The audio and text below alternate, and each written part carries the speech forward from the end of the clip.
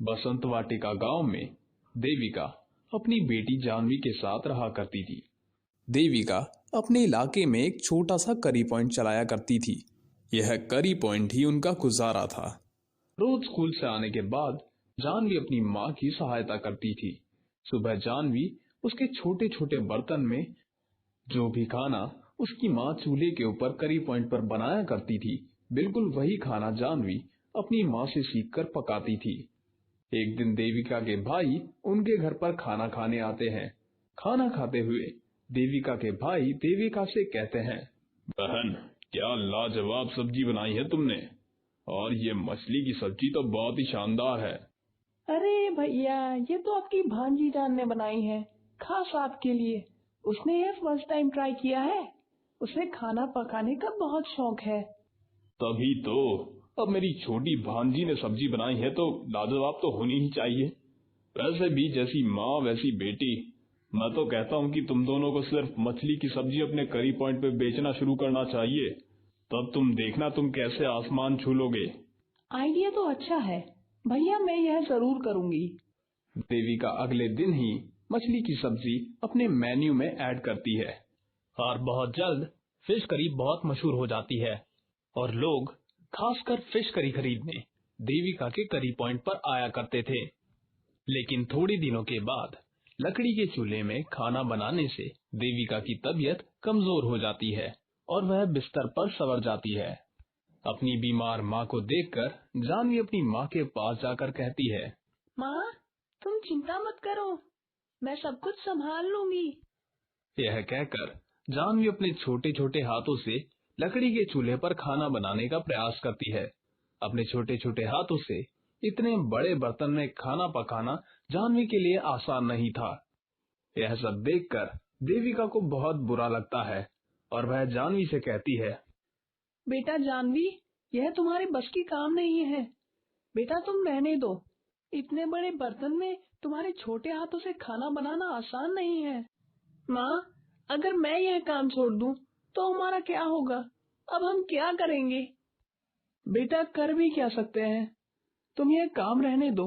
मुझे अभी बहुत नींद आ रही है और मैं सोना चाहती हूँ। मैं नींद से उठने के बाद हमारे लिए कुछ उपाय निकालती हूँ।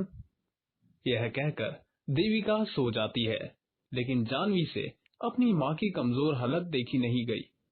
फिर वह अपने छोटे छोटे हाथों से ही फिश करी बनाना शुरू करती है। खाना बनाने के बाद जानवी भी थक जाती है और सो जाती है।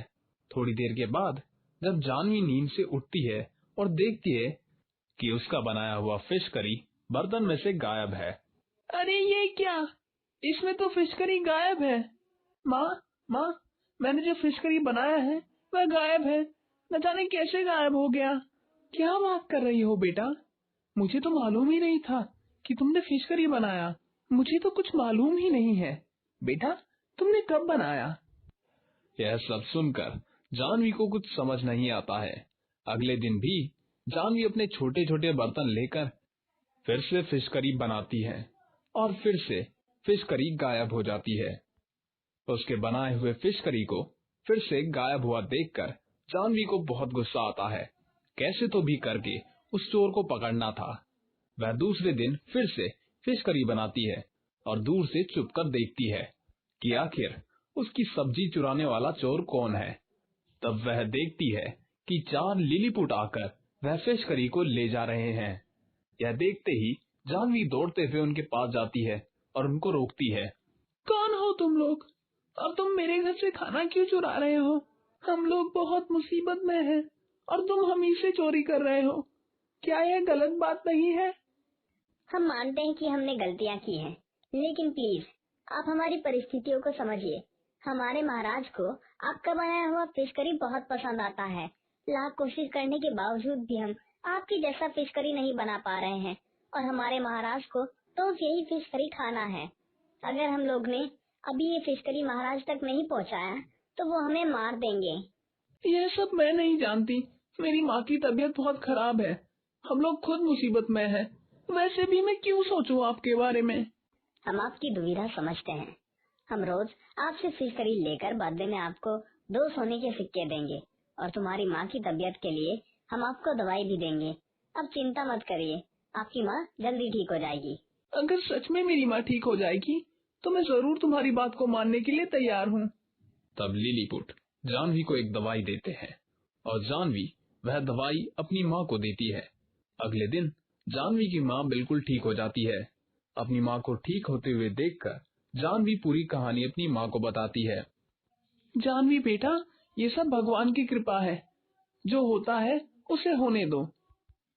तब से रोज लिलीपुट जानवी के घर आकर फिश करी ले जाया करते थे और बदले में जानवी को 2 सोने के सिक्के दिया करते थे।